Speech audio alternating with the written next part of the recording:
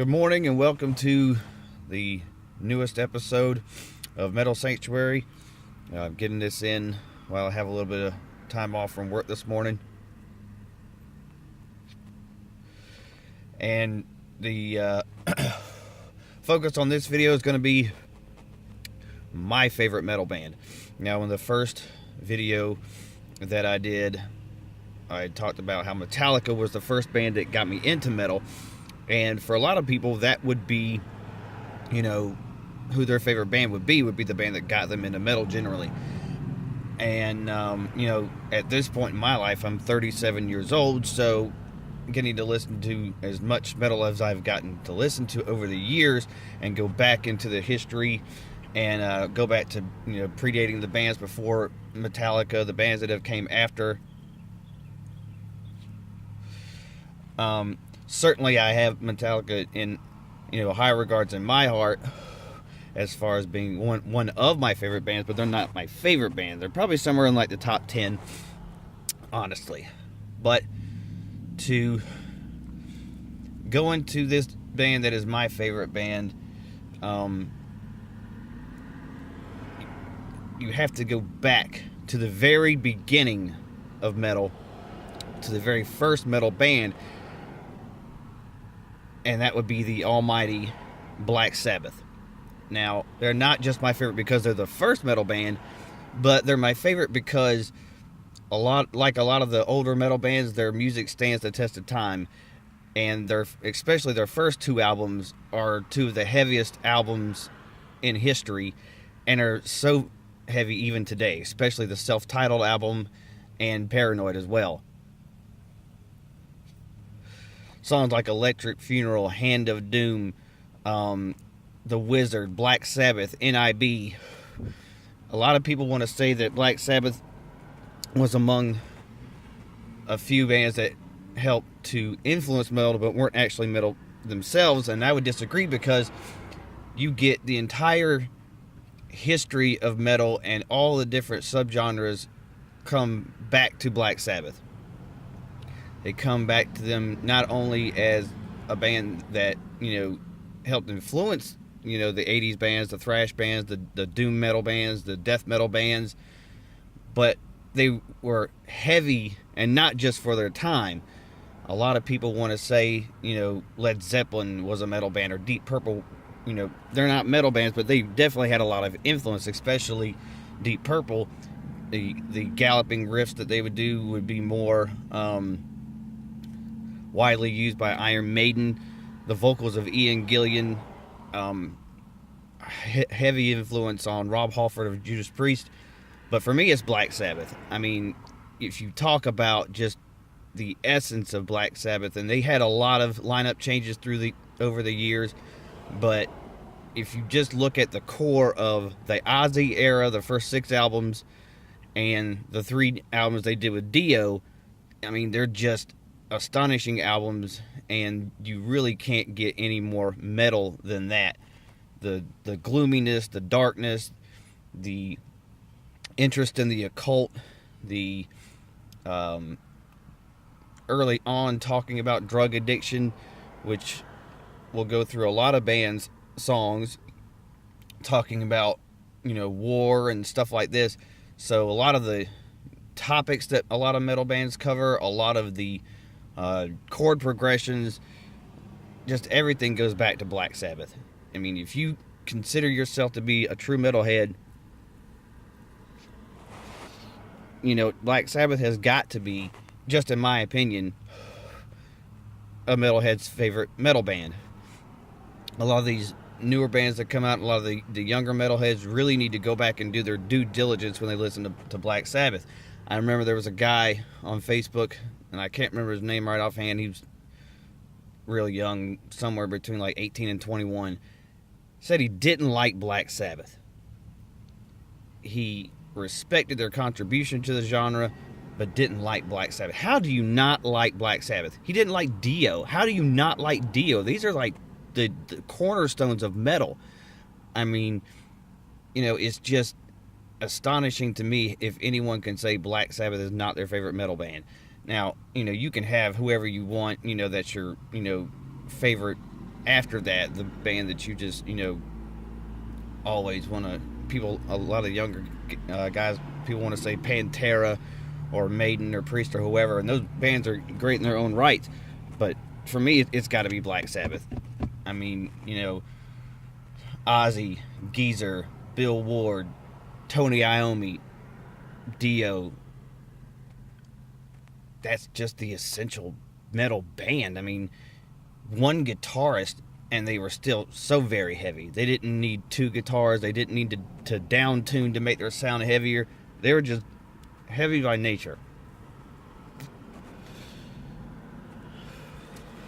Now, a lot of people would probably say that, how can Black Sabbath be your favorite metal band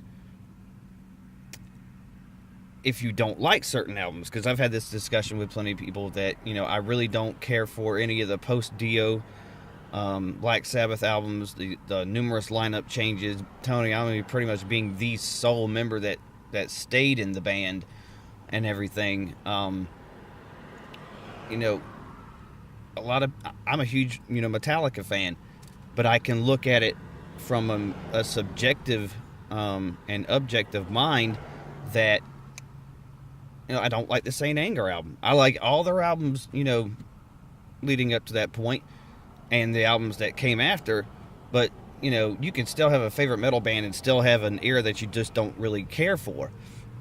And really at that point, it was really much the Tony Iommi project, if you want to call that. And in fact, he even tried to get the record label to release these albums as some sort of solo career. They refused. He had to keep the name Black Sabbath.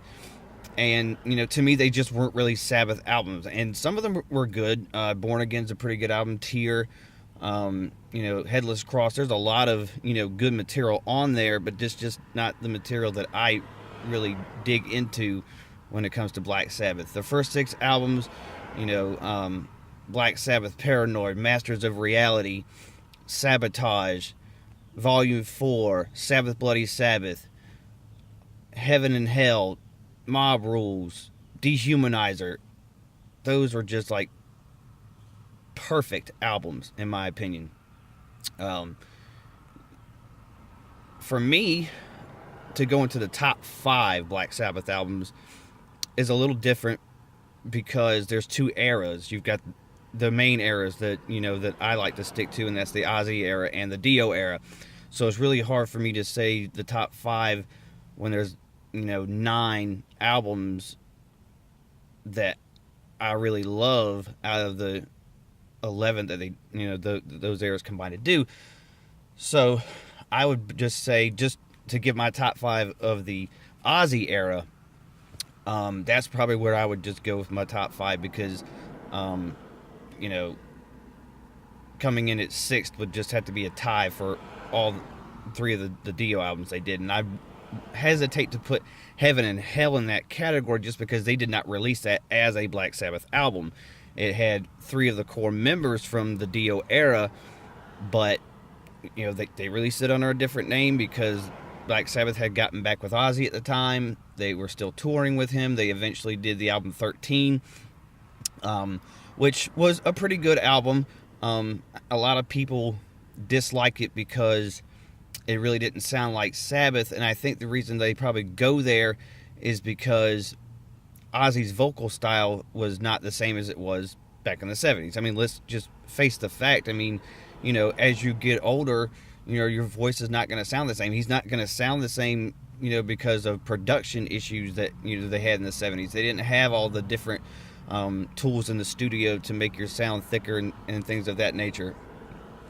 Ozzy's voice changed simply because of Randy Rhoads when he went to his solo career. Randy Rhoads taught him how to sing and not just to be singing over their music. He would actually teach him, different notes and things of this nature.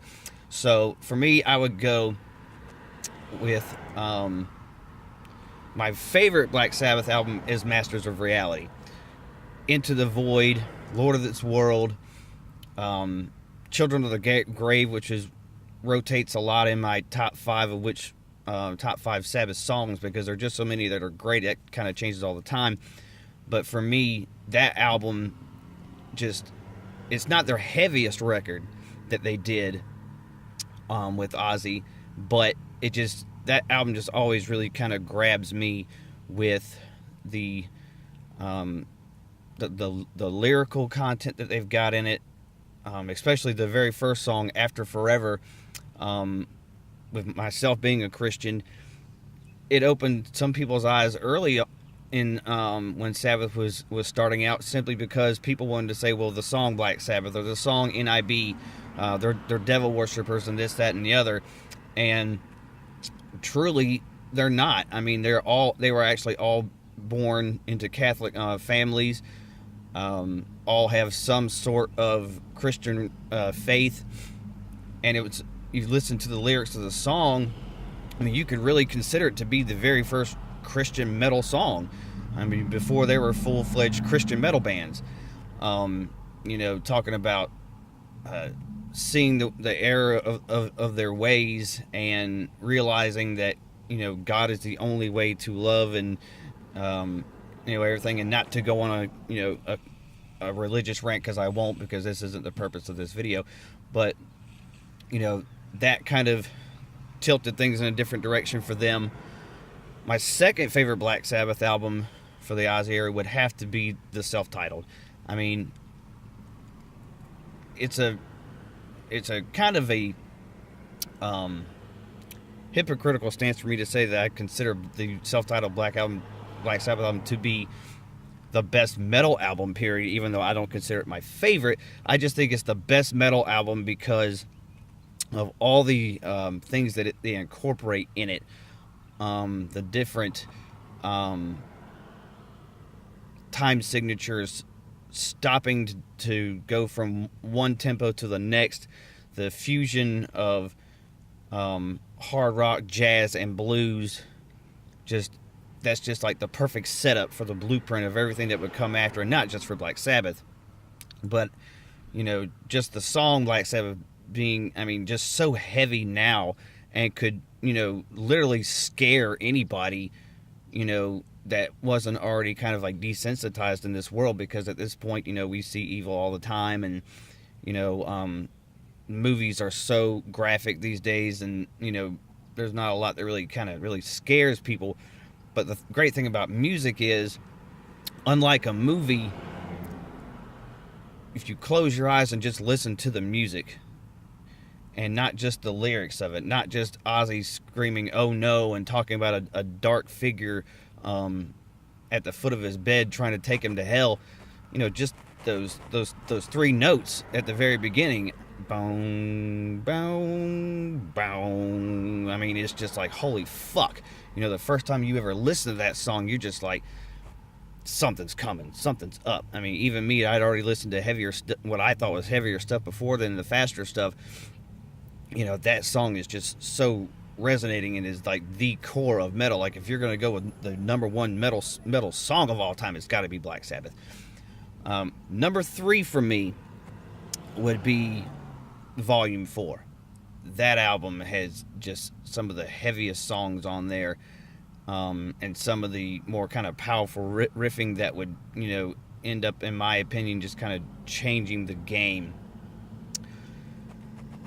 The fourth one for me, I prefer the Sabotage album to be number 4.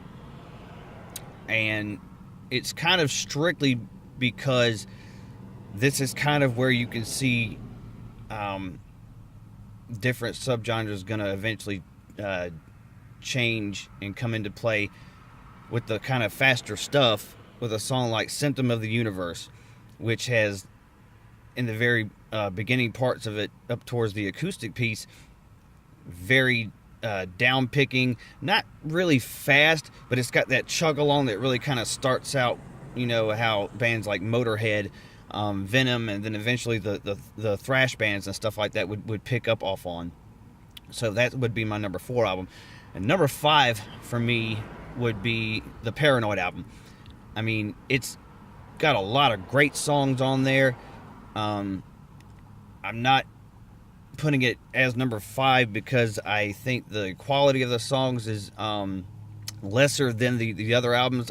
I just think that some of those other albums give a little bit more of a change in direction to see the progress of the band. But like I said earlier, with the first titled album and Paranoid, those are two of the probably the heaviest albums you're going to listen to without all this extra stuff in the studio, without being super blazing fast. Electric Funeral, War Pigs, Hand of Doom, Fairies Wear Boots.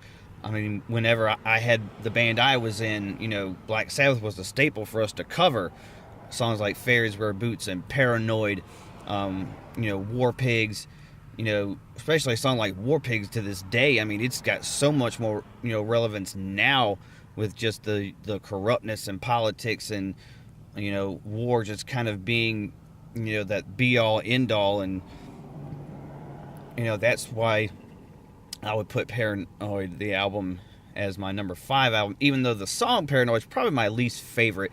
I don't think it's, that great of a song. It was even admitted by the band to be just a filler track to get on there. It's their most recognizable song, I think, just because of the sheer radio play that they got. Ozzy does that song, I think, just like at every solo show he ever does. You can't really escape that song. But that's where I would go with my top 5 going in the Ozzy era. Going to the Dio era, as far as a ranking would be concerned, I would probably go to Dehumanizer first because it brings back that old school Sabbath sound.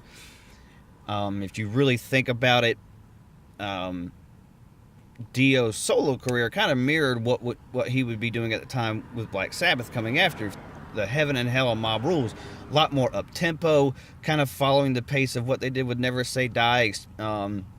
You include the influence that Ronnie James Dio had with lyric writing and, continuing kind of like what he did in Rainbow, the few years he was in Rainbow with Richie Blackmore. So there was a whole lot less of the doom and gloom and a whole lot more of a shift change to up-tempo stuff and, lyric changes. Again, bringing spirituality into it with the song Heaven and Hell. Great kind of epic songs like Children of the Sea. You've got the songs like Mob Rules and stuff like that. Those songs just, leading more to like I wouldn't necessarily say like a mainstream, but just kind of in the direction that metal was kind of going in at the time. And if you kind of really think about it, maybe how Sabbath had kind of helped influence the new wave of British heavy metal bands, the new wave of British heavy metal bands kind of helped influence that, because if I would put Rainbow kind of in that new wave of British heavy metal scene and, kind of helping revive Sabbath to get them, to keep them current without necessarily, like some bands would do today, would be called selling out. They stayed relevant. They were able to change because they had the musicians to do it. And, they weren't copying anybody. So for me, I would probably go with Heaven and Hell being the second favorite of mine in the Dio era, and then the Mob Rules being the third. So to close in short, Black Sabbath, my personal favorite heavy metal band, I believe should be everybody's at least number 1. After number 2, kind of be free to go wherever direction you may happen to go. A band being the first one you got into, the band maybe you've seen the most times, or this, that, whatever. But just my opinion. I'm sure everybody else has a different opinion on their favorite metal band. Also, I'd like to take time at the end of this video to say, I'm not going to hog the spotlight on this video as far as people talking about metal and stuff like this. One of my favorite personalities in heavy metal, a guy by the name of Sam Dunn, has done a lot of documentaries and things of that nature. He's got his very first one came out in 2005. It was called Metal: A Headbanger's Journey. After that, I'd looked for anything I could of his just to expand upon the history of metal. He's got a documentary called Global Metal, which goes into different parts of the world and talks about the metal scenes there. He's got one called Flight 666, which is an Iron Maiden documentary. He's got Rush Beyond the Lighted Stage, Metal Evolution, which is a 10-part series on the going kind of digging deeper into the family tree of metal and the different subgenres. You can check them out on Facebook. Just search Banger, which is the name of their film industry that they have. They're working on a website, bangertv.com. They are the official metal curators on iTunes as well. A lot of locked horns debates where they pick apart the family tree even deeper, debating the most influential bands, the most important bands to each subgenre, and things of that nature. So if you get a chance to check them out as well. So that's all I'm going to have for this episode. And everybody have a great day. Stay metal. And we'll see you on the next one.